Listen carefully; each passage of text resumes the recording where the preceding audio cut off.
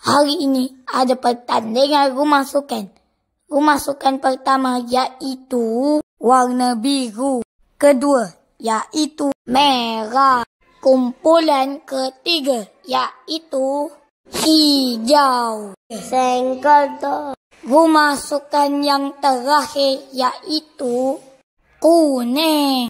Okey, kita dah boleh beralih ke acara pertama, iaitu larian 100 km. Berbarisan, sedia, mula.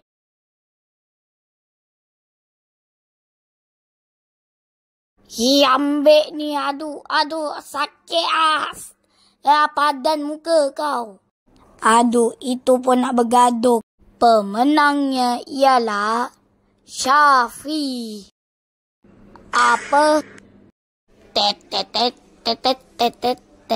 Acara terakhir. Okey, acara yang terakhir iaitu tarik tali. Apa yang kamu tengok tu?